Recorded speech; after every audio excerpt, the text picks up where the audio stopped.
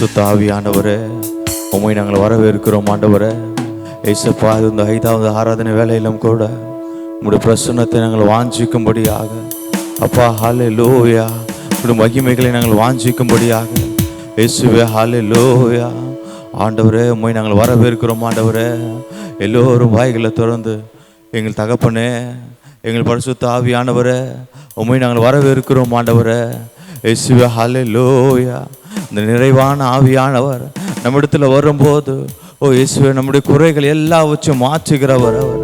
நம்முடைய துக்கங்களை சந்தோஷமாய் மாற்றுகிறவர் அவர். ஓ, நம்முடைய துக்கங்களை எல்லாவற்றையும் சந்தோஷமாய் மாற்றுகிறவர். நீங்கள் ஒன்றுத்துக்கும் கவலைப்படாமல் என்று ஆண்டவரே உடைய வசனம் சொல்லுகிறது போல, இயேசுவே, ஹல்லேலூயா, ஹல்லேலூயா. எங்களுக்கு பரிசுத்த ஆவியானவரே, உம்மை நாங்கள் வரவேற்கிறோம் ஆண்டவரே. ஓ இயேசுவே, இந்த இடம் அசைய இயேசுவே, உம்முடைய வல்லமையினால் நிரப்பப்பட உம்மை நாங்கள் வரவேற்கிறோம் ஆண்டவரே. உம்முடைய பிரசன்னத்தை நாங்கள் வாஞ்சிக்கிறோம். எங்களுடைய இருதயங்களில், எங்களுடைய உள்ளங்களில், எங்களுடைய சிந்தனைகளில் ஆண்டவரே அப்பா, ஹல்லேலூயா. உம்மை நாங்கள் வரவேற்கிறோம் ஆண்டவரே. இயேசுவே, உம்மை நாங்கள் வரவேற்கிறோம் ஆண்டவரே. நீர் வந்தால் ஆண்டவரே எல்லா சூழ்நிலைகளும் மாறும் ஆண்டவரே. முடியாத காரியங்களும் கூட ஆண்டவரே, ஓ இயேசுவே, ஹல்லேலூயா, எல்லாவற்றையும் செய்து முடிக்கிற தேவன் எங்களோடு கூட இருக்கிறீர் ஆண்டவரே. ஓ இயேசுவே, உன்னை அனுப்புகிறவர் நான் அல்லவா என்கிறதா நம்முடைய வசனம் சொல்லுகிறது போல, இயேசுவே, ஹல்லேலூயா, எங்களோடு கூட வாசம் பண்ணுகிற தேவன், அவர் பராக்கிரமம் உள்ள தேவனாய் இருக்கிறாரே. இயேசுவே, ஹல்லேலூயா. அந்த தேவனை, அந்த பரிசுத்த ஆவியானவரே, உம்மை நாங்கள் வரவேற்கிறோம் ஆண்டவரே. அப்பா, ஹல்லேலூயா, ஹல்லேலூயா. உம்மை நாங்கள் வரவேற்கிறோம் ஆண்டவரே. இயேசுவே, ஹல்லேலூயா. உம்மை நாங்கள் வரவேற்கிறோம்.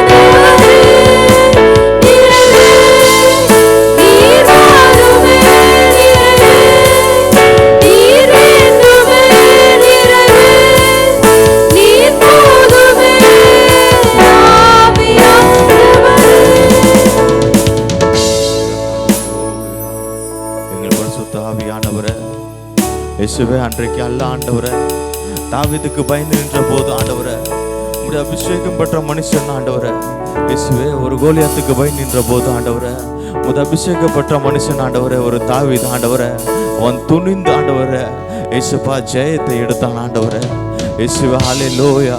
ஒரு பயந்து போன பேதுரு தான் ஆண்டவரே உம்முடைய அபிஷேகம் அவனுக்குள்ளாக இறங்கினது போது ஆண்டவரே இயேசுப்பா ஒரு மூலியமா ஆண்டவரே அநேகர் ரட்சிக்கப்பட்டாங்க ஆண்டவரே இயேசுவே ஹல்லேலூயா.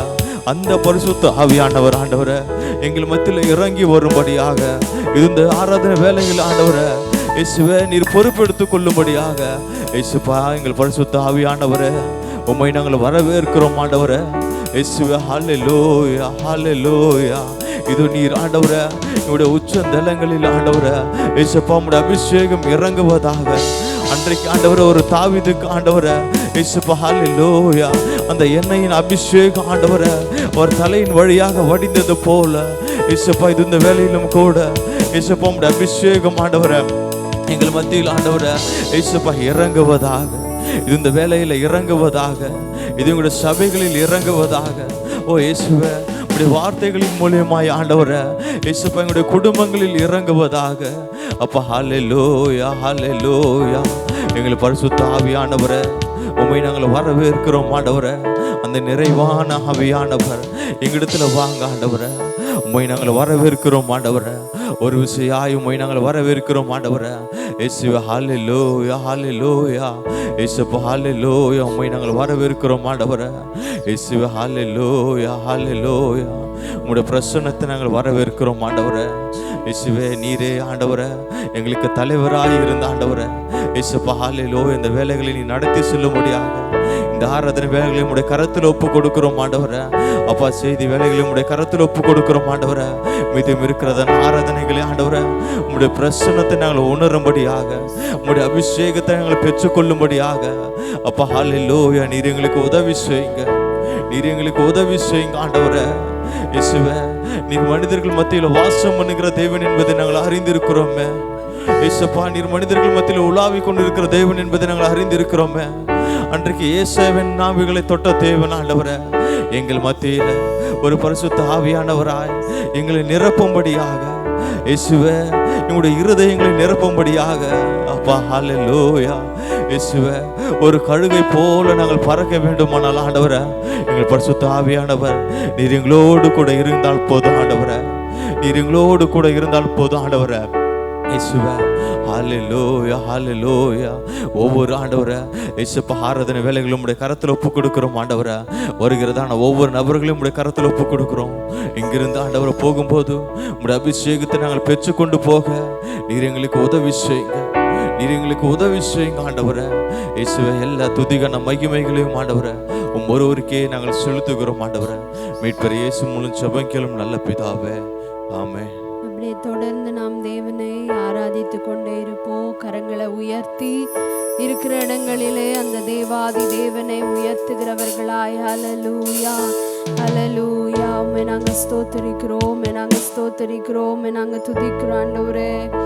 ஓ நீர் பெரியவரும் உயர்ந்தவரும் சிறந்தவரும் மகிமை நிறைந்தவருமாய் மாறாத தேவனாய் ஆண்டவரே இந்த ஆலயத்தின் நடுவே உம்முடைய மகிமையின் பிரசன்னத்தை ஆண்டவரே நீர் ஸ்தாபித்து கொண்டிருக்கிற ஆண்டவரே அந்த கிருபைகளுக்காக உமக்கு நாங்கள் முழு உள்ளத்தோடு நன்றி செலுத்துகிறோம் நன்றி செலுத்துகிறோம் நன்றி செலுத்துகிறோம்.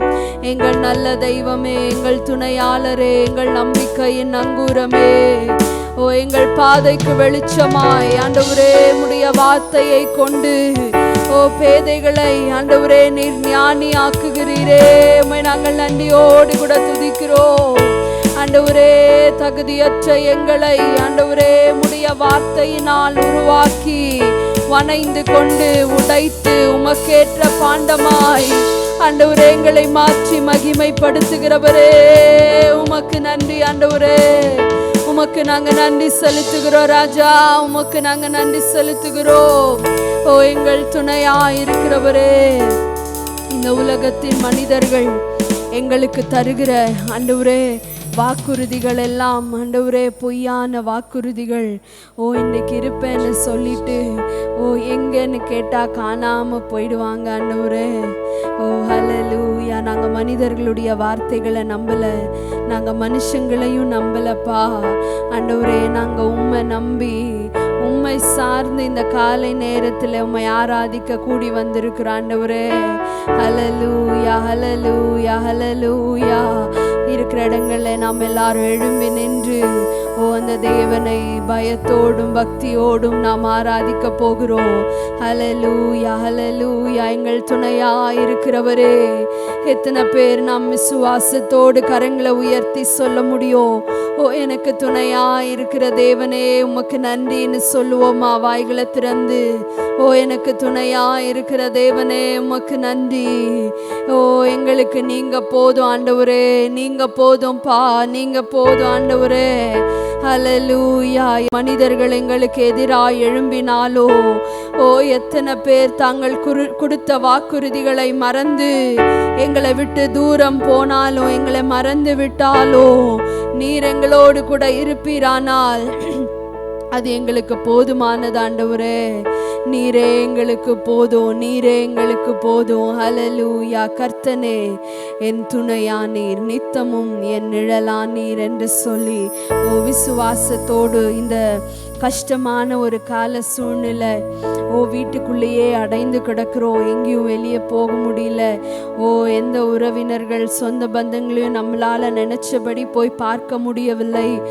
அநேக தடைகள் எல்லாம் நமக்கு எதிராக இருக்கு. வீட்டுக்குள்ளேயே இருக்கிறோம். நிறைய நேரம் அதனாலேயே நிறைய டிப்ரெஷன், நிறைய மனசோர்வுகள் அநேக நேரங்களில் இருக்குது. ஆனால் இது எல்லாத்தையும் நம்ம தாண்டி செல்ல நம்மை பலப்படுத்துகிறது ஆண்டவருடைய கரமோ அவருடைய துணையும் மட்டும்தான். விசுவாசத்தோடு அறிக்கையிடுகிறவர்களாய் நாம் சேர்ந்து பாடி ஆண்டவர் நாமத்தை மகிமைப்படுத்துவோம். கர்த்தனே என் துணையானி, நித்தமும் என் நிழலானி. கர்த்தனே என் துணையானி, கர்த்தனே என் துணையானி. பாவி என்னை பலர் தள்ளினார், ஆவி இல்லை என்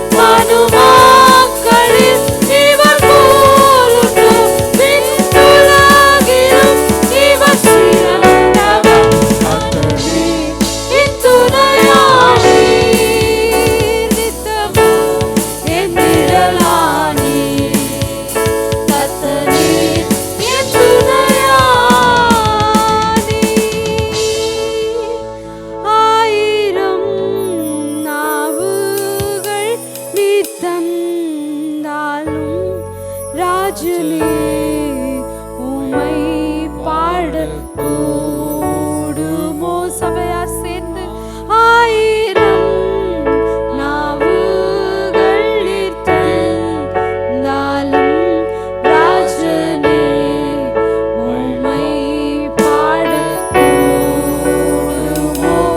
ஜீவனை உமக்களிக்கின்றேனே, உம்மை போல யாருக்கும் கண்டதில்லை.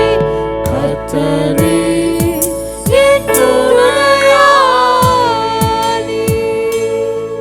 கரங்களை உயர்த்தி எங்கள் துணையாய் இருக்கிறவர், ஓ எங்கள் பலனாய் இருக்கிறவர். அதனாலதான் தாவீது அழகாய் சொல்லுகிறார் சங்கீத புஸ்தகத்திலே, ஓ என் ஆத்துமாவே நீ ஏன் துயங்குகிறாய், நீ ஏன் கலங்குகிறாய், தேவனை நோக்கி அமர்ந்திரு. ஓ உன் ரட்சிப்பு தேவாதி தேவனிடத்தில் வரும் என்று ஓ அழகாய் பாடுகிறார். இந்த காலை வேளையிலே ஓ உள்ளத்தின் ஆழத்திலே உணர்ந்து ஓ நாம் சேர்ந்து பாடுவோம். ஆத்துமமே என் முழு உள்ளமே உன் ஆண்டவரை ஓ போற்றி புகழு. ஓ எத்தனை துன்பங்கள் வந்தாலும் நம் ஆத்தும மனவாளன் நம்மோடு கூட இருக்கிறார். விசுவாசிக்கிறவங்க ஒரு அல்லேலூயா சொல்லுங்களேன் சத்தமாய். அல்லேலூயா, அல்லேலூயா. நம்முடைய ஆத்தும மனவாளன் நம்மை விட்டு ஒருபோதும் விலகாதவர், நம்மை கைவிடாத தேவன் அவர். உள்ளத்தின் ஆழத்திலே உணர்ந்து சேர்ந்து பாடி மகிமைப்படுத்துவோம்.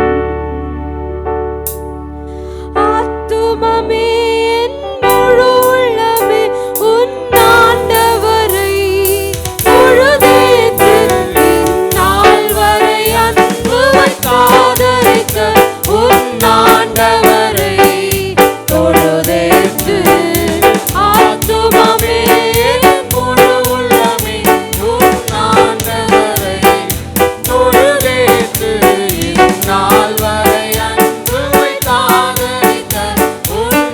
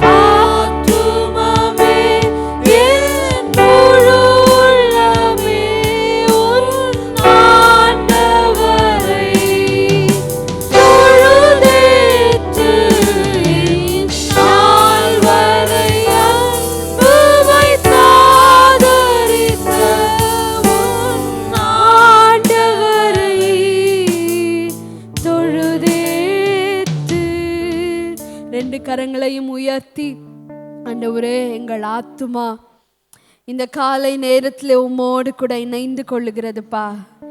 என் ஆத்துமா மண்ணோடு ஒட்டி கொண்டிருக்கிறது, உம்முடைய வசனத்தின்படி என்னை உயிர்ப்பியும் என்று ஆண்டவரே சங்கீத புஸ்தகத்திலே சொல்லுகிறது போல உம்முடைய வார்த்தையின்படி எங்களை நீர் உயிர்ப்பித்து அருளுவீராக. ஆண்டவரே, எங்களுடைய பலவீனங்கள், எங்களுடைய பாவங்கள், ஆண்டவரே எங்களுடைய குற்றங்கள், எங்களுடைய குறைகள், ஆண்டவரே எல்லாவற்றையும் நீர் மன்னித்து ஆண்டவரே உம்முடைய பரிசுத்த ஆவியினால் எங்களை நீர் புதுப்பித்து இந்த ஆராதனையை விட்டு எங்களை நீர் அனுப்புவீராக. ஆண்டவரே, உம்முடைய வார்த்தைகள் ஆண்டவரே எங்களுக்கு வெளிப்படும் போது அவைகள் ஆண்டவரே இருபுறமும் கருக்குள்ள பட்டயமாய் ஆண்டவரே எங்களை உருவ குத்தி எங்களை சரி செய்யட்டும். ஆண்டவரே, உம்முடைய கரத்தில் ஒப்பு கொடுக்கிறோம். மீதியான வேலைகளை நீரே பொறுப்பெடுத்துக் கொள்ளும், எங்களோடு கூட இடைப்படும். ஆண்டவரே, உம்முடைய கரத்தில் ஒப்பு கொடுக்கிறோம். ஆண்டவரே, உம்முடைய கரங்களுக்கு தாழ்த்துகிறோம். இந்த 5வது ஆராதனையிலையும் நீர் மகிமைப்பட உடைய ஆச்சரியமான கரம் பொறுப்பெடுக்க தாழ்த்துகிறோம். இன்னைக்கு வந்த ஒவ்வொருவரையும் பலப்படுத்துங்க. இன்றைய செய்தி விடுதலை, டெலிவரன்ஸ்ன்னு இருக்கிற மாதிரி சிறையிருப்புகளும் நுகங்களும் ஆண்டவரே விலங்குகளும் கலண்டு விழட்டும். கர்த்தர் விடுதலையாக்க தாழ்த்துகிறோம். பொறுப்பெடுத்துக்கொள்ளும் வழி நடத்தும் இயேசுவின் நாமத்தில் தாவே, ஆமென். உட்காருவோம்.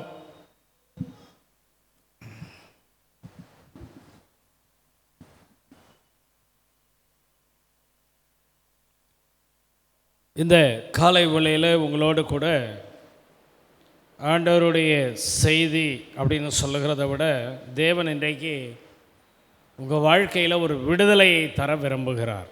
எத்தனை பேர் ஆமென் சொல்கிறீங்க? This morning, more than a sermon, I would like to say that this is a time God would like to deliver you. பழைய ஏற்பாட்டில் உள்ள ஒரு வாக்குத்தத்தமான வசனத்துக்கு புதிய ஏற்பாட்டு வெளிச்சத்துக்குள் நாம் அதை கொண்டு வரப்போகிறோம். We're going to bring a promise from Old Testament into the light of a New Testament verse.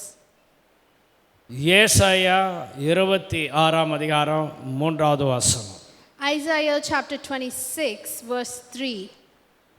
Thou wilt keep him in perfect peace whose mind is stayed on thee because he trusted in thee. உம்மை உறுதியாய் பற்றிக்கொண்ட மனதை உடையவன் உம்மையே நம்பியிருக்கிறபடியால் நீர் அவனை பூரண சமாதானத்துடன் காத்துக்கொள்வீர். இது என்னுடைய பிரசங்க வாக்கியங்களிலே ஒன்றாக இருந்து வருகிறது. This is one of my sermon statement that I always make.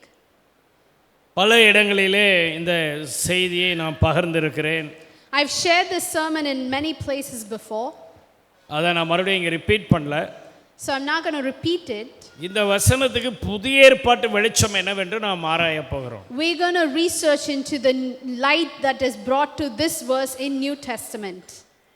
உறுதியாய் பிடிக்கிறது அப்படின்றதுல தான் விஷயம் இருக்கு. It is about holding on tightly. எத்தனை பேர் ஆண்டவரை உறுதியாக பிடிச்சிருக்கிறீங்க? How many of you are holding on to God real tight? டைட்டாக பிடிக்கணும்னு சொல்கிறத விட விடாமல் பிடிக்கணுன்றது அங்கே ரொம்ப முக்கியம். It's about holding on to it without letting go more than holding on to it tighter. அப்போ இந்த வசனத்தின்படி ஒரு தேவ பிள்ளை ஆண்டவரை உறுதியாக பிடிக்கணும். You need to hold on to God firmly. இல்லை அதெல்லாம் முடியாது சார், நாங்கள் ஒரு லெவலில் தான் இருப்போம். Some of you may say we'll stay with certain limitations. சும்மா ஒரே அடியாலாம் உறுதியெல்லாம் பிடிக்க முடியாது, ஒரே அடியாலாம் வர முடியாது, சும்மா அப்படி ஒரு லெவலாக இருப்போம். ஞாயிற்றுக்கிழமை ஒரு நாள் வந்தோமா போனோமான்னு இருப்போம். Some of you say that we will maintain a certain limit of holding on to God, not too much. We'll just come in Sunday and go. சும்மா ஒரே அடியாவும் உள்ளே போயிடக்கூடாது sir. We shouldn't go too deep inside. அதுக்காக அவரை விட்டுற மாட்டோம் sir. அவர் மனசில் தான் இருக்கிறார் sir. We won't let him go. He's in our hearts. அப்படிப்பட்டவங்களுக்கு தான் அந்த விடுதலை இருக்காதுன்னு நான் சொல்கிறேன். I'm saying that for those people there is no deliverance. இது பிடிக்க மாட்டேன்னு சொன்னீங்கன்னா அதுக்கு என்ன வசனம்னா ரோமர் 1:28. Romans 1:28. தேவனை அறியும் அறிவை பற்றி கொண்டிருக்க அவர்களுக்கு மனதில்லாதிருந்தபடியால் தகாதவைகளை செய்யும்படி தேவன் அவர்களை கேடான சிந்தைக்கு ஒப்பு கொடுத்தார். Even as they did not like to retain God in their knowledge, God gave them over to a reprobate mind to do those things which are not convenient. அதாவது ஆண்டவரை அறிந்து கொள்ள மனமில்லாதவர்கள் தகாதவைகள் ஒரு பக்கம் நடக்கும், அது நடக்கலாம். தேவனுக்கு சித்தம் இல்லாததை பிரியம் இல்லாததை நீ செய்யும்படி ஆண்டவர் உன்னை கொண்டு எங்கேயாவது மாட்டி விட்டுருவார்.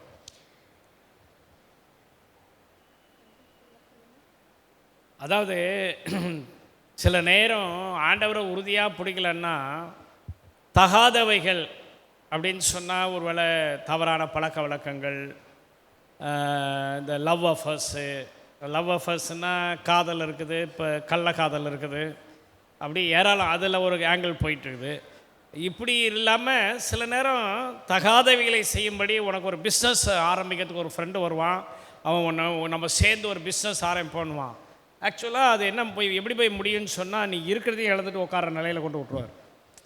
Sometimes when we are not holding on to God tightly, there are moments where inappropriate things come in your life. It could be anything from love affairs or lust to all the way to a business that your friend might initiate with you, but it never ends well.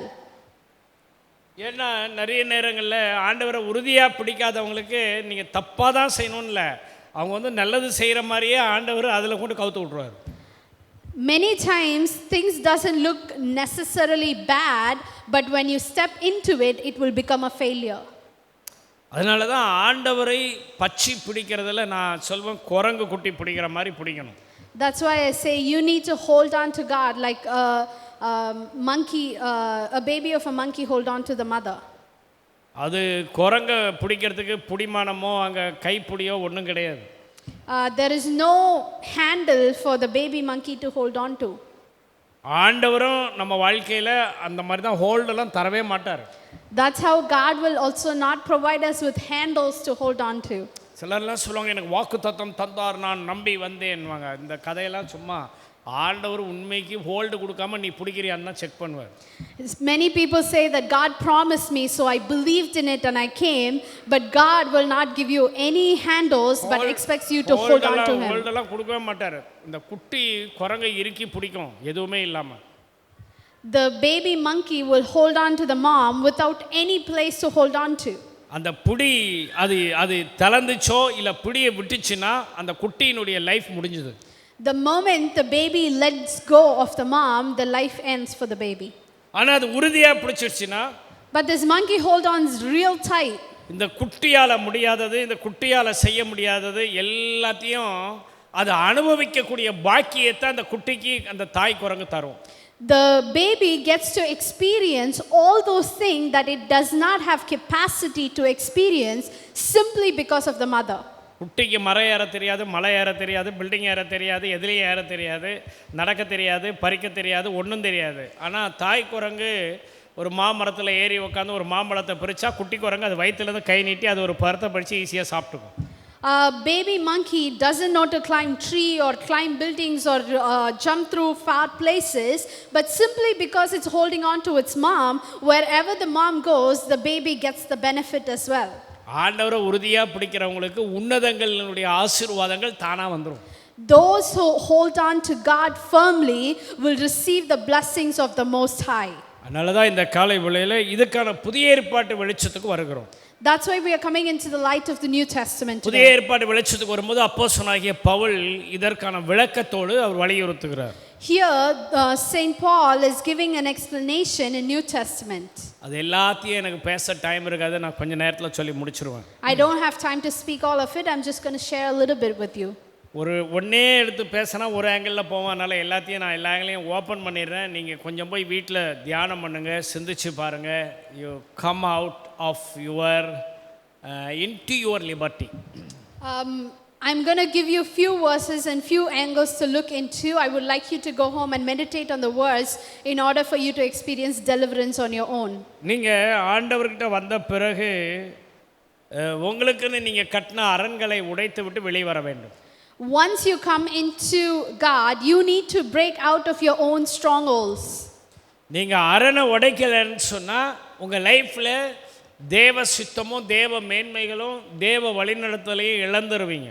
If you do not break out of your strongholds, you will miss God's blessing and God's guidance in your life. 2 கொரிந்தியர் 10ஆம் அதிகாரம் 3 to 5 வசனங்கள். 2 Corinthians chapter 10 verse 3 to 5. நாங்கள் மாம்சத்தில் நடக்கிறவர்களாய் இருந்தும் மாம்சத்தின்படி போர் செய்கிறவர்களால் அல்ல, எங்களுடைய போர் ஆயுதங்கள் மாம்சத்துக்கு ஏற்றவர்களாய் இராமல் அரண்களை நிர்மூலமாக்குகிறதற்கு தேவ பலமுள்ளவைகளாய் இருக்கிறது. அவைகளால் நாங்கள் தர்க்கங்களையும் தேவனை அறிகிற அறிவுக்கு விரோதமாய் எழும்புகிற எல்லா மேட்டிமையும் நிர்மூலமாக்கி எந்த எண்ணத்தையும் கிறிஸ்துவுக்கு கீழ்ப்படிய சிறைப்படுத்துகிறவர்களாய் இருக்கிறோம். For though we live in this world, we do not wage war as the world does. The weapons we fight with are not the weapons of the world. On the contrary, they are divine power to demolish strongholds. We demolish arguments and every pretension that sets itself up against the knowledge of God, and we take captive every thought to make it obedient to Christ. அதாவது நம்முடைய இது பவுல் என்னன்னா அவர் இங்கே ஆக்சுவலாக ஒரு boxer மாதிரி punch பண்ணுறார். We see that Paul is standing like a boxer and he's punching.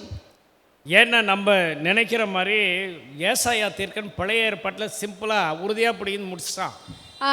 The prophet Isaiah has simply stated in the Old Testament about it. ஆனால் உண்மையில் பார்க்க போனால் இங்கே பாக்ஸிங் போடுறாரு அப்போஸ்தலனாகிய Pavul. But Saint Paul is almost like he's boxing. ஏன்னா இந்த அரண்களை உடைக்காவிட்டால் கொரிந்து சபை மக்கள் தேவன் வைத்திருக்கிற சுதந்திரங்களையும் ஆசீர்வாதங்களையும் பெற முடியாமையே அவங்க கிறிஸ்துவ ஓட்டம் முடிஞ்சிடும். The Corinthians would not have received Christ in their life if they didn't go through this process of breaking the strongholds. சாதாரணமாய் சொல்லுகிறது போல குட் ஃப்ரைடேக்கும் ஈஸ்டருக்கு மத்தியில் வாழுகிற கிறிஸ்தவ கூட்டமாக நம்ம இருப்போம். Like how we normally say, there will be a group of Christians who live between the Good Friday and Easter. சிலுவையினுடைய அனுபவமும் இருக்காது, உயிர்த்தெழுந்த அனுபவமும் இருக்காது, ரெண்டுத்துக்கும் இல்லாமல் நடுவில் இருப்பாங்க. They will not be in the experience of dying in the cross, nor the resurrection, but in between. ஆனால் இந்த 4வது வசனத்தில் ஆரம்பிக்கிறது அப்படியே ஒன்று அண்டர்லைன் பண்ணிட்டு போயிடுறேன். I'm going to speak verse by verse in chapter 10 verse 4. அரண்கள் நிர்மூலமாக்கப்பட வேண்டும். Your strongholds need to be destroyed. இந்த அரண்கள் வருவதற்கு காரணம் நம்முடைய அசட்டை, கவனக்குறைவுகள், வசனத்தை அப்பியாசப்படுத்தாத நிலைகள். The reason there are strongholds in your life is because of your carelessness and not applying the scriptures in your life. உபதேசத்தை அப்பியாசப்படுத்துகிற பழக்கம் கிடையாது. They don't have, when you don't have the practice of applying the gospel and the verse that you're learning. வசனத்தை அப்பியாசப்படுத்தி அமெரிக்காவுக்கு பிரசிடென்ட்டாக வந்தவர் Abraham Lincoln. Abraham Lincoln became the president of the United States by applying scripture in his life. அவர் வெறும் president மாத்திரமல்ல, the one of the man which never occurred in the history அப்படின்ற அளவுக்கு அவர் பேர் வாங்கிட்டார்.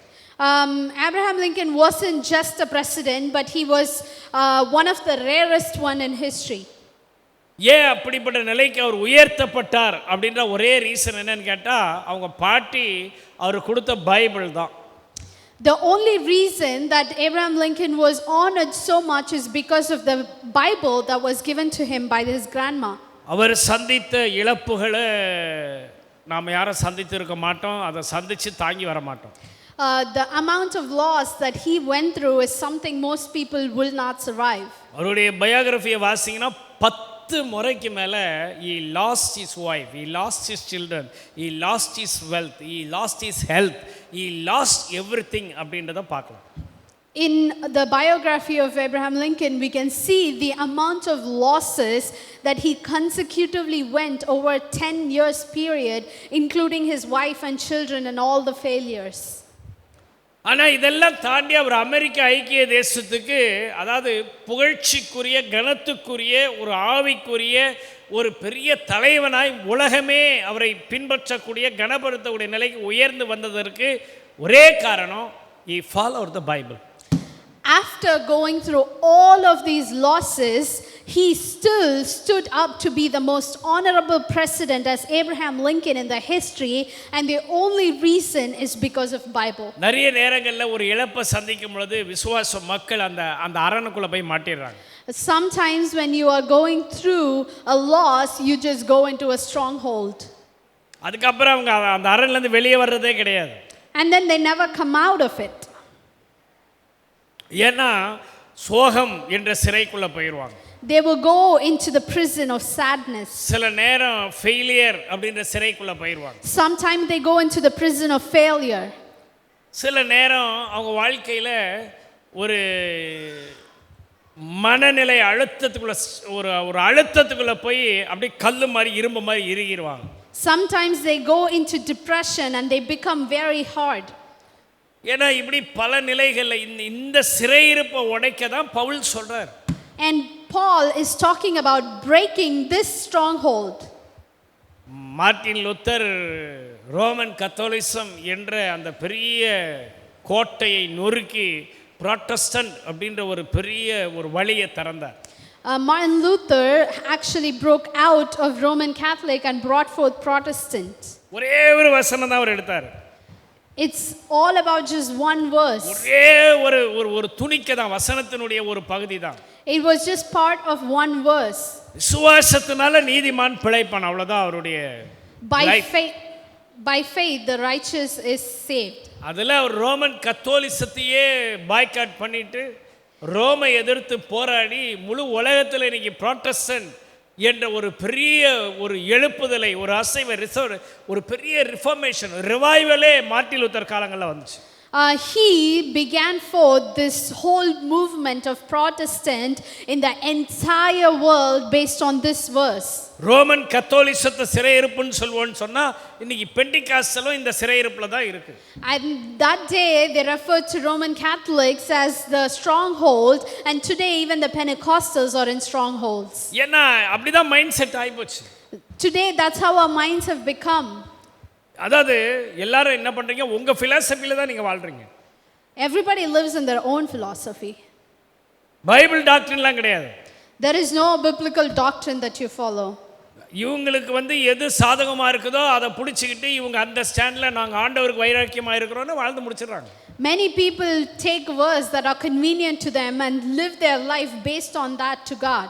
அதனால நான் இன்றைக்கு காலையில் என்ன சொல்றேன்னா, நீ இருக்கிற அரணை உடைத்து கொண்டு வெளியே வர வேண்டும். So today I would like to tell you that you need to break your stronghold and come out of it. ஸ்ட்ராங்ஹோல்டை ஹியூமன் எஃபர்ட்னால உடைக்க முடியாது. மனிதனுடைய பலத்தினாலேயோ திறமையினாலேயோ பிசாசனுடைய தந்திரங்களையோ பிசாசனுடைய கட்டுகளையோ பிசாசனுடைய கோட்டைகளையோ பிசாசனுடைய எந்த வளையத்தையும் நம்மளால் உடைக்க முடியாது. A stronghold is something that cannot be broken by human effort, because anything that's supernatural, that is not of humanly world, cannot be overcome with your humanly effort. ஆண்டவர்கிட்ட போய் தெய்வீக வெடிகளை நீ வாங்க வேண்டும்.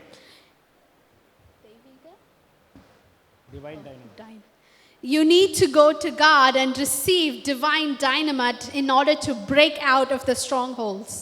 உங்கள நிறைய பேர் நினைப்பீங்க எங்களுக்கெல்லாம் இல்லைன்னு, ஆனால் நீங்கள் இன்னைக்கு இந்த நிலைமையில் இருக்கிறதுக்கு காரணம் you are binded. Many of you might think I don't have strongholds in my life, but the reason you are where you are is because of your strongholds.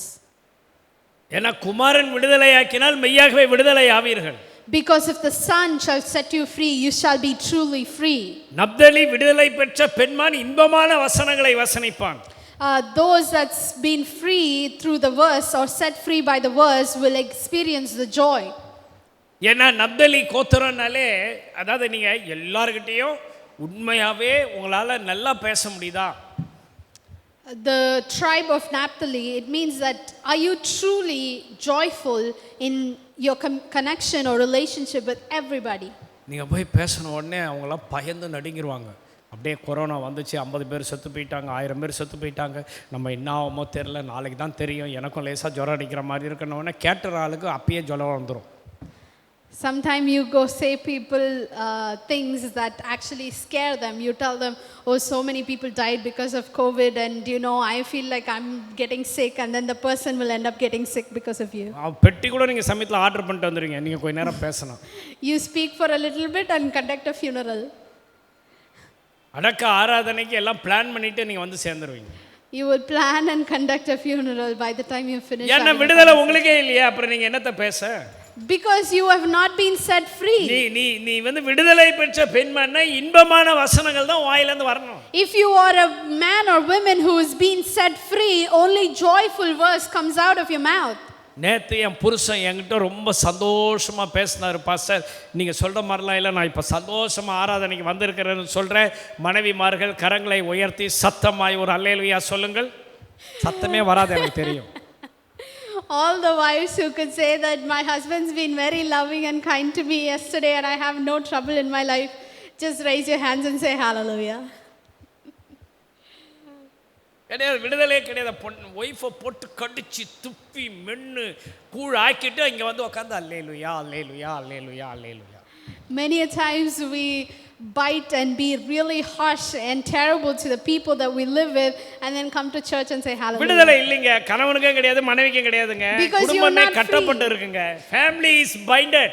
Because your family is under the stronghold and neither the husband nor the wife is set free yet. ஒய்ஃபுக்கு புருஷன் மேலே சந்தேகம், புருஷனுக்கு wife மேலே சந்தேகம், ஒய்ஃபுக்கு புருஷன் மேலே சந்தேகம். சந்தேகப்படாமே இருக்கிறதும் தப்பு, அதுக்காக சந்தேகமாகவே வாழ்றது அதை விட தப்பு. Sometimes it's that the wife doesn't trust the husband doesn't trust the wife. It's neither good to fully trust, nor it's good to always doubt. இல்லை ஒழுங்காக டிரான்ஸ்லேட் பண்ணலான்னு ஏன்னா ஃபில்டர் போட்டுருவா. ஏன் தெரியுமா, அந்த டெலிவரன்ஸ் நான் அதுக்கு தான் இப்போ பேசுகிறேன். I am speaking about deliverance. ஏன்னா உனக்கு டிவைன், அதாவது தெய்வீக ஒழுக்கமோ அந்த தெய்வீகத்துக்குள்ளான தீர்மானங்கள் உனக்குள்ள வந்தாதான் இந்த டிவைன் டைனமைட் என்று சொல்லக்கூடிய வெடிகுண்டுகளை கர்த்தர் உனக்கு தருவார். நீ அதை தகர்த்து கொண்டு நீ வெளிவந்து வாழ முடியும். The only way that you could receive divine dynamite to break out of the stronghold is with divine discipline and with divine promises that you will break out. Determination. பிசாசு வந்து பொய்யனும் பொய்யுக்கு பிதாவுங்க. அவன் சும்மா எதையாவது உங்களை முடியாது, உன்னால் நடக்காது, நீ நல்லா இருக்க முடியல, உனக்கு நீ அவ்வளோதான், நீ இந்த உலகம் மோசமாகி போச்சு, கோவிட் வந்துருச்சு, இது இப்படியே தான் போக போகுது, இன்னும் 100 வருஷத்துக்கு இப்படியே தான் நீ இருக்க போகிற, இப்படி தான் யார் சொல்ல போகிறது?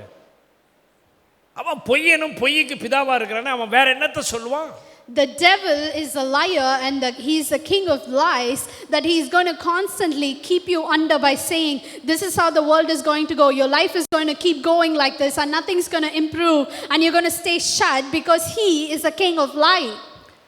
சத்தியத்தை அறிந்து சத்தியத்தை நீ அபியாசப்படுத்தும் பொழுது பிசாசுனுடைய பிடி உன் குடும்பத்தில் உன் வாழ்க்கையில் அந்த பிடி தளர்ந்து அது ரிலீஸ் ஆக ஆரம்பிச்சிடும். When you begin to believe in the truth will set you free from all the strongholds that the devil has infiltrated you with. Hallelujah, hallelujah. Hallelujah. நான் சொல்ல விளங்குதா உங்களுக்கு? நிறைய நேரம் நீங்கள் நினச்சிருப்பீங்க, அதனால தான் இன்றைக்கி நிறைய பேர் லவ் ஆஃபர்ஸில் போய் மாட்டுவாங்க. அப்புறம் எதையாவது பேட் ஹேபிட்ஸு, செல்ஃபோனு, ஒரு ராங் இதிலெல்லாம் போய், ஏன்னா அவங்க ஈஸியாக இருக்கும் பொழுது பிசாசு வந்து அதை கோட்டை ஆக்கிடுறான். when they are easy built the fortress around it. அந்த கோட்டையை நீ உடைக்கலன்னு சொன்னால் உனக்குள்ளே விடுதலை. அதுதான் பவுல் கொரிந்து சபையில் சொல்லும் பொழுது, ஒரு பாக்ஸர் அவன் ஆப்பனன்ட்னுடைய காடை உடைச்சிட்டு அவன் ஃபேஸில் பஞ்ச் பண்ணும் பொழுது தான் இவன் ஜெயம் எடுக்க முடியும். That's why when Paul is writing about the strongholds, he's talking about how an opponent need to take over the defense of the opposite person and still punch them through in order to win the match. We need to go past all the defense and break out of the strongholds. இப்போ உங்கள் எல்லாரையும் சாயங்காலம் சர்வீஸ்க்கு வாங்கன்னா வருவீங்களா? If I tell that all of you should come for our evening service, will you come?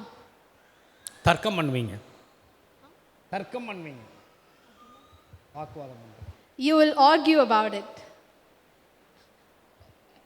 தமிழை கூட மறந்துட்டு இருக்கிறேன். என்ன பண்ணுவீங்க? காலையில் தான் வந்தமே பாஸ்டர், அது போதாதா உங்களுக்கு?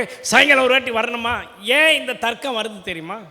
You know why you would argue with me saying that I came in the morning, why are you asking me to come again in the evening? வாசி 5வது வசனத்தை வாசி. அவளை கேட்டாலும் ஒரு தர்க்கம் பண்ணுவான். அவைகளால் நாங்கள் தர்க்கங்களையும் தேவனை அறிகிற அறிவுக்கு விரோதமாய் எழும்புகிற எல்லா மேட்டிமையும் நிர்மூலமாக்கி எந்த எண்ணத்தையும் கிறிஸ்துவுக்கு கீழ்ப்படிய சிறைப்படுத்துகிறவர்களாய் இருக்கிறோம். எப்படி எப்படி எப்படி? தர்க்கங்களுக்கு காரணம் என்ன? why we argue? ஏன் நம்ம தர்க்கம் பண்றோம் சொல்லுங்க பார்ப்போம். Why do we argue? தர்க்கம் பண்றதுக்கு காரணம் என்ன? அதுவும் அந்த கமிட்மெண்ட்டுக்கு. சர்ச்சுக்கெல்லாம் எல்லாம் வந்துடுவீங்க, கமிட்மெண்ட்டுக்கு வாங்கன்னா வரமாட்டீங்க. Sometime you come to church, but when we call you to come step into the commitment, you would like to argue about it. ஒரேடியா போயிடக்கூடாது சாரம்பிங்க. You'll say it's too much involvement, pastor.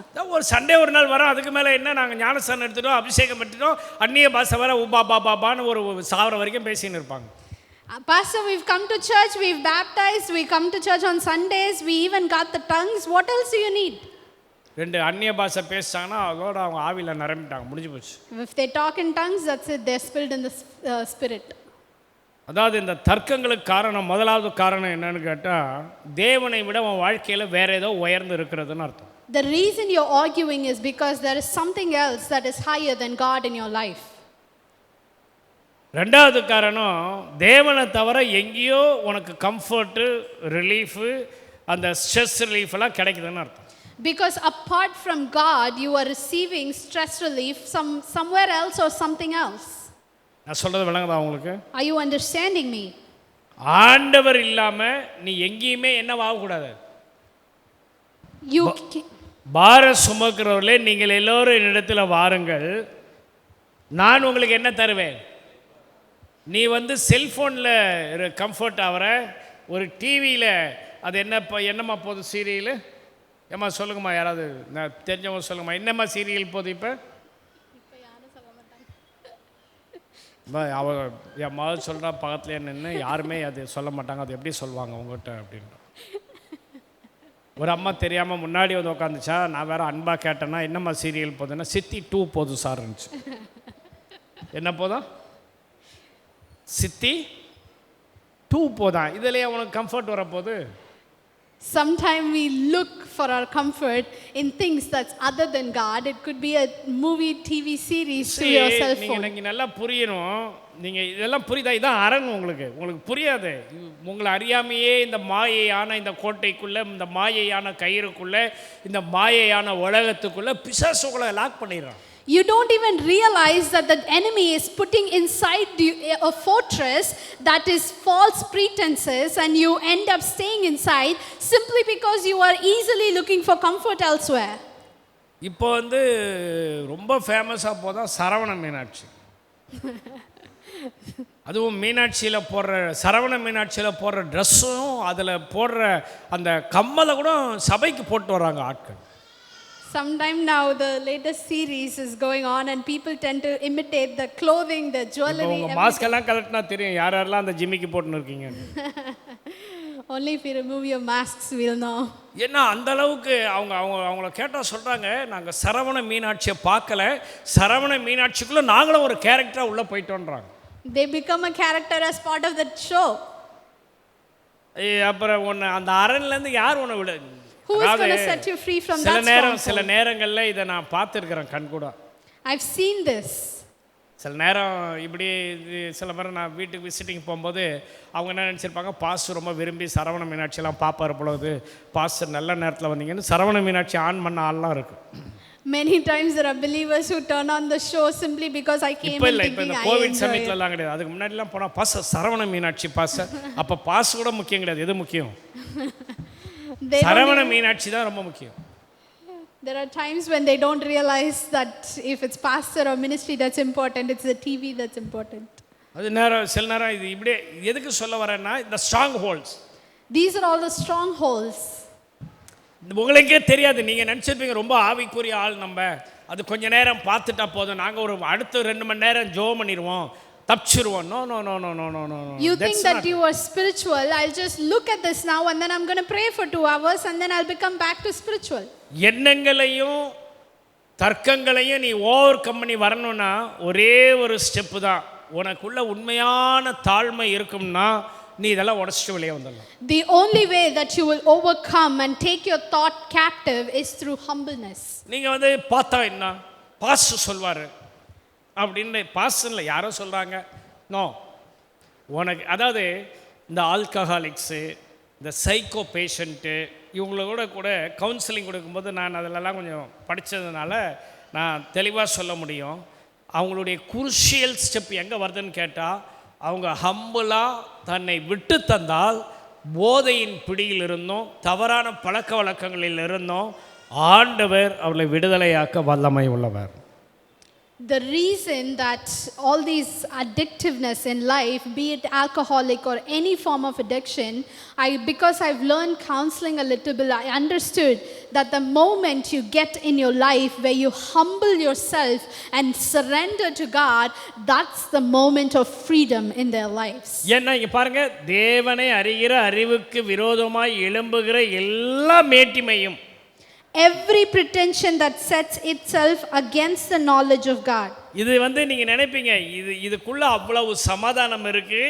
அங்க ஏசாயாவில் வந்து அவர் சும்மா ஒரு அண்டர்லைன் பண்ணிட்டார், உறுதியாய் பற்றி கொண்ட மனதை. ஆனா Pavul he goes in detail, inch by inch by inch by inch உள்ள போய் அந்த வசனத்துக்கான புதிய ஏற்பாட்டு வெளிச்சத்தை அப்போஸ்தலனாகிய பவுல் இங்க வெளிப்படுத்துறார். See, when Isaiah speaks about it, he simply states it in one sentence, versus when Paul is describing about it, he is giving you the layers of overcoming that you need to do in order to be set free. அதாவது தேவனை அறிகிற அறிவுக்கு விரோதமாய் எழும்புகிறது அப்படின்னா என்னன்னு கேட்டா, பிசாசு ஒன்னே என்ன செய்ய வைக்கிறான்னு சொன்னா, instead of God you have to worship any other thing.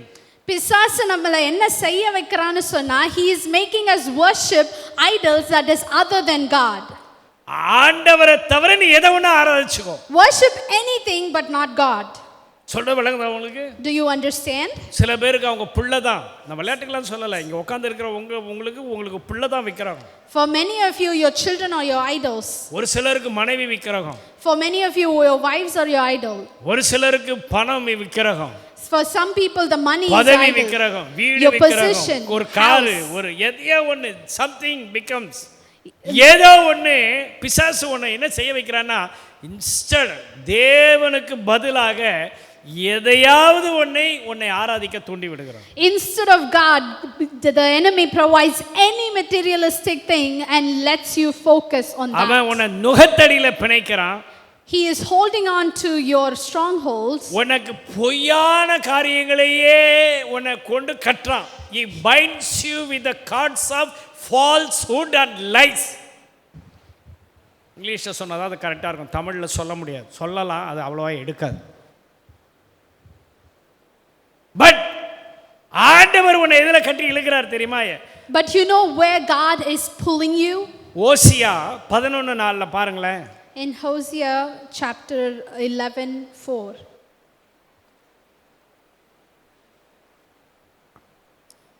மனுஷரை கட்டி இழுக்கிற அன்பின் கயிறுகளால் நான் அவர்களை இழுத்தேன்.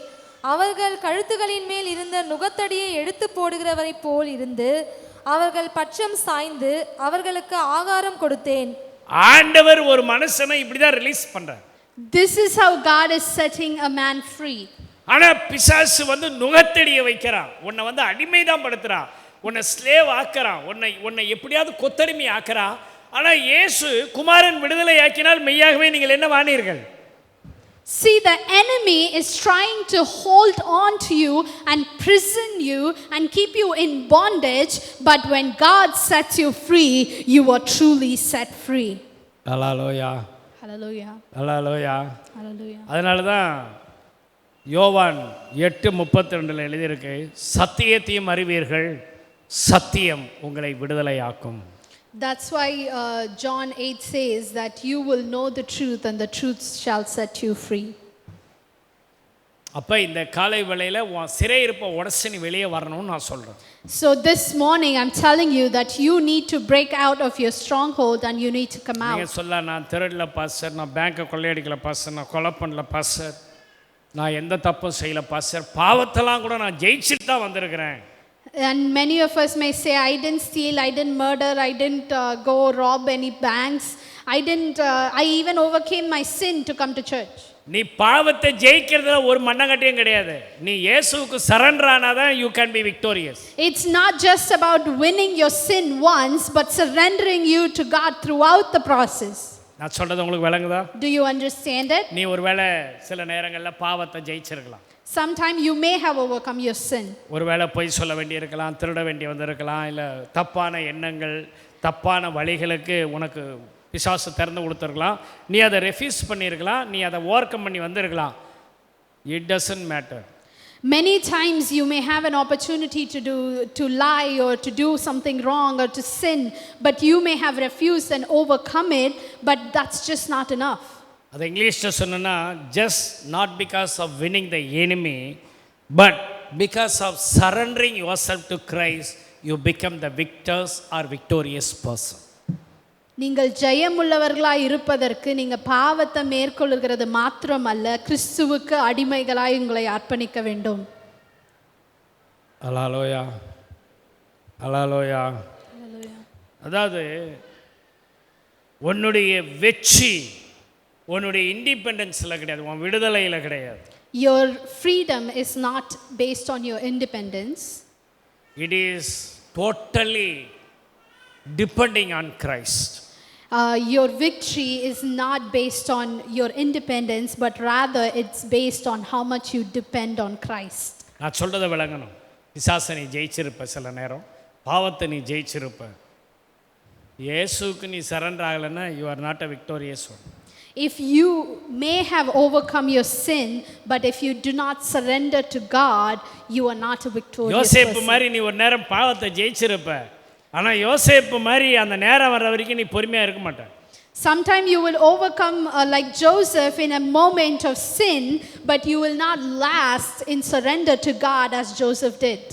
உடனே சொல்லி புலம்ப ஆரம்பிச்சிட்டு இருப்பேன். நான் அந்த சிறைச்சாலை அதிகாரிக்கு நான் சொன்னேன், பொருத்திபார் மனைவியோட நான் பாவம் செய்யலை, அவள் அநியாயமாக என் மேலே பழி போட்டான். யோசேப்பெல்லாம் ஒன்றுமே சொல்ல, ஒன்.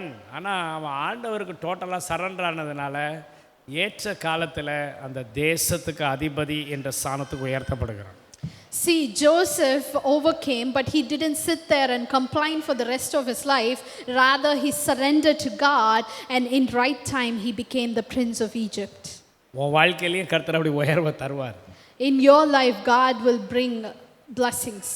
ஏன்னா உங்கள் லைஃப்பில் ஆண்டவர் அதாவது வெற்றி உள்ள ஒரு வாழ்க்கை ஃப்ளோ ஆகிறது எப்படி ஃப்ளோ ஆகுதுன்னா, How the victorious life comes through is, வெற்றி உள்ள சிந்தையினால தான் அது வரணும். it comes through a victorious mindset. வெற்றி உள்ள சிந்தை எங்கேருந்து வரும்னு சொன்னா, How a victorious mindset originates is, வெற்றி பெற்ற தேவன் மேலேயே உன் சிந்தை இருந்தால் தான் வெற்றி உள்ள வாழ்க்கை ஃப்ளோ ஆகும்.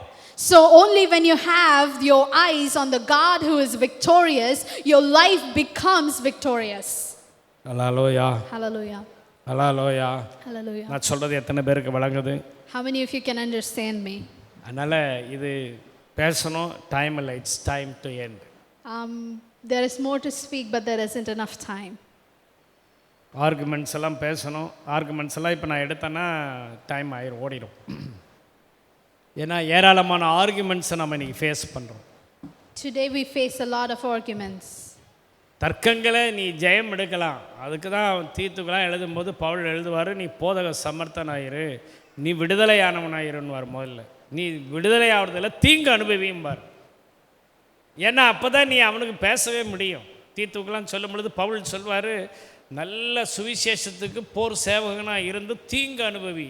When Paul writes, he says that you be a good soldier and experience evil.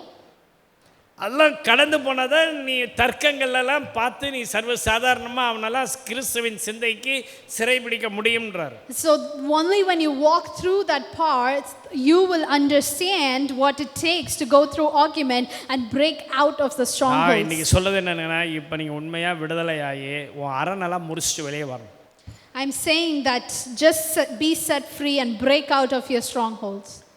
இன்றைக்கும் கிரேக்கர்கள் வாழ்ந்த பகுதிகளில் இருக்கிற அரண்கள் இன்றைக்கும் நிற்குதான்.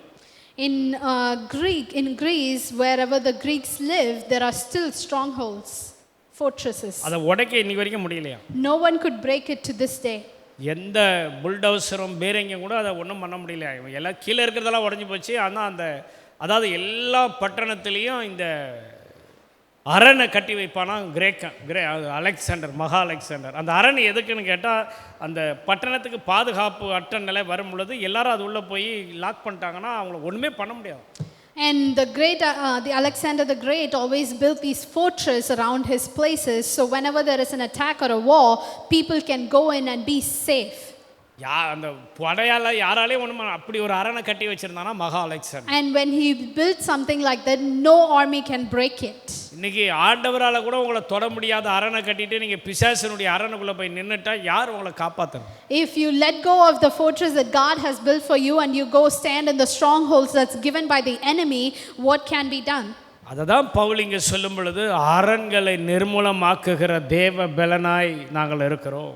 That's why Paul writes that we stand with the power that demolishes the strongholds of the enemy. அதனால உங்க அரண்களை நீங்கள் உடைத்து விட்டு வெளியே வாருங்கள். So break out of your strongholds and come out. ஏன்னா God want to do new thing in your life. Because God wants to do something. God want to do a new miracle in your life. ஆண்டவர் அற்புதங்களை செய்ய விரும்புகிறார். இன்றைக்கு நீங்கள் உங்களை பரிசுத்தப்படுத்திக் கொள்ளுங்கள், நாளைக்கு கர்த்தர் நடுவே அற்புதங்களை செய்வார்னு யோசுவா சொன்ன மாதிரி நான் இன்றைக்கி ப்ராஃபட்டிக்கலாக சொல்கிறேன். இன்றைக்கி உடச்சி வெளியே வந்துருங்க, அடுத்த வாரம் பெரிய மிராக்கிள் உங்கள் வாழ்க்கையில் வரும். And I'm prophetically saying, just how Josiah said that today worship the Lord and break, and God will do miraculous things in future. I declare that you break out of your strongholds today and God is going to do wonders next week. இருக்கடங்களை எழுப்பி நிற்கலாமா? Let us stamp our feet.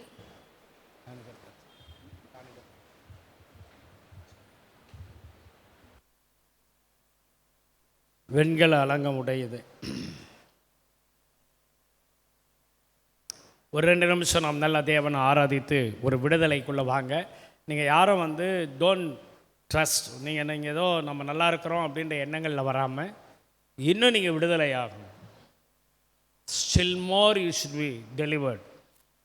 ஆண்டவர் உங்களுக்கு வைத்த மேன்மைகளை சுதந்திரிக்கும். இது ப்ராக்டிக்கலாக நான் சபையை நடத்துகிறேன், ஏராளமான இடங்களில் போய் ஊழியங்களை செய்கிறேன், ஏராளமான பேரை நான் பார்ப்பேன். ரொம்ப வேதனையாக இருக்கும். எங்கேயோ இருக்க வேண்டியவங்க எங்கேயோ இருப்பாங்க. ஏன்னா அந்த அரணில் மாட்டிட்டாங்க. யாரோ சர்ச்சில் ஒரு விசுவாசி சொன்னது, யாரோ ஒரு ஆள் சொன்னது, ஏதோ ஒரு விதத்தில் சோர்ந்து போன அந்த அரண், அதை விட்டு வெளியே வராமையே அவங்க லைஃப்பை முடிச்சிடுவாங்க. ஆனால் ஒரு வேளை அவங்க வெளியே வந்திருந்தாங்கன்னா சம்திங் மார்வலஸ், சம்திங் ஒண்டர்ஃபுல். ஆனால் ஆண்டவர் இயேசு இந்த பூமியில் வரும் பொழுது பிரமிக்க பண்ணுகிற அற்புதங்களை தான் செய்தார்.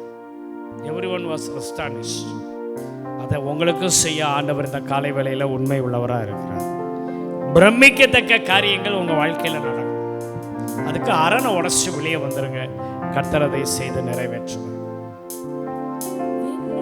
கதவுகள் உடையுதே, புதிய வாசல்கள் திறக்குதே. கதவுகள் உடையுதே, புதிய வாசல்கள் திறக்குதே. வெண்மேகம் புது வழி காட்டுதே, இனியதே மனம் மகிழுதே. வெண்மேகம் புது வழி காட்டுதே, இனியதே மனம் மகிழுதே. அல்லேலூயா பாடி ஆர்ப்பரிப்போம். நல்ல ஆவியில நிரம்பி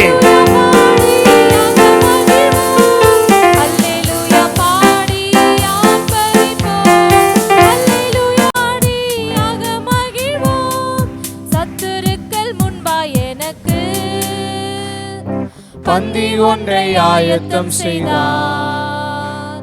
சத்துருக்கள் முன்பாய் எனக்கு பந்தி ஒன்றை ஆயத்தம் செய்தார். எந்தன் பாத்திரம் நிரம்புதே, நிரம்பியே வழியுதே, இப்போ நிரம்பியே வழியுதே. எந்தன் பாத்திரம் நிரம்புதே, நிரம்பியே நல்ல ஆவில நிரம்பி deliverance. அல்லேலூயா பாடி ஆர்ப்பரிப்போம், அல்லேலூயா பாடி அகமகிழ்வோம், அல்லேலூயா பாடி ஆர்ப்பரிப்போம், அல்லேலூயா பாடி அகமகிழ்வோம். ஜீவனுள்ள நாட்களெல்லாம் அருள்மாறி பொழிந்திடுமே, அரண்கள் நிர்மூலமாகும் போது ஜீவனுள்ள நாட்களெல்லாம் அருள்மாறி பொழிந்திடுமே.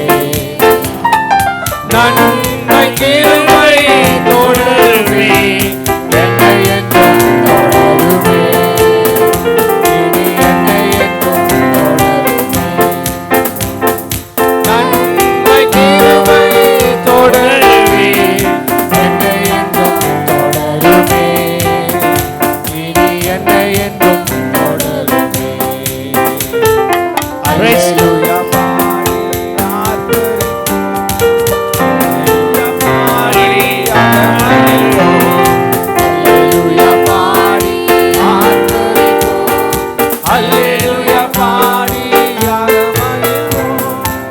கரங்களை உயர்த்தி ஒரு விஷயம் நல்லா உங்களை ஒப்பு கொடுங்க.